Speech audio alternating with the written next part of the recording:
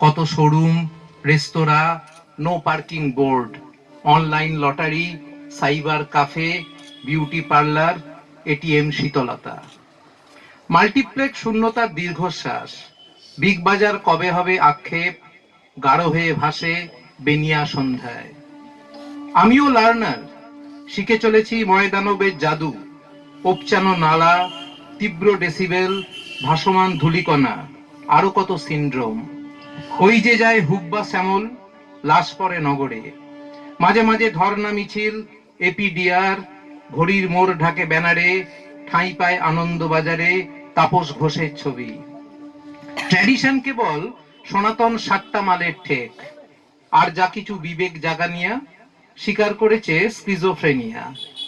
আনাচে কানাচে ভ্যানিশ শতায়ু বাড়ি, প্রমোটারের নজর সেন। বস্তি দেখে balcony Babu আওড়ান matter of shame. Shameless তুই শহরতলি, আর ভাঙছিস উল্টো দিকে উন্নয়নের ভুল পাঠ শিখে। আমাদের চুঁচুড়োর দুজন কবি আছেন, তার মধ্যে একজন আছেন কবি অলরঞ্জন চক্রবর্তী। তার সম্পর্কে পরে কোনোদিন সময় থাকলে বলবো, যারা নতুন কবি তাদেরও শোনা দরকার। তাকে নিয়ে একটা কবিতা লিখেছিলাম, কবির মৃত্যু। একজন অবুঝ কবি মরে গেলে চুঁচুড়ার কি আসে যায়? অবুঝ কবি কোনো দল বদলকারী নেতা নন, যার বৃষ্টির ছায় অঞ্চলে আশ্রয় পায় অগণিত ছত্রাক। অবুঝ কবি কোনো উদ্বোধক নন বহুমুখী পীঠস্থানের, যার পবিত্র আশ্রয়ে জন্ম নেয় অন্ধ অন্ধকার। অবুঝ কবি মাঠ ফুঁড়ে অট্টালিকা বানানোর, অথবা পুকুর বুঝিয়ে স্কোয়ার ফুট প্রতিষ্ঠার, অথবা প্রকাশ্য দিবালোকে লাশ ফেলে দেবার সুপবিত্র মন্ত্র জানেন না।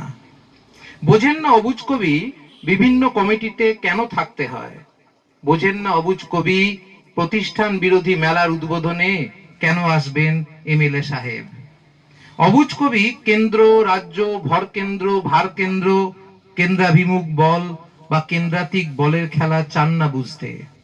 অবুঝ কবি বুঝতে পারেন না সীমাহীন অজ্ঞতা আর মানুষ মানুষের দূরত্বটাই কেন নিউ নর্মাল।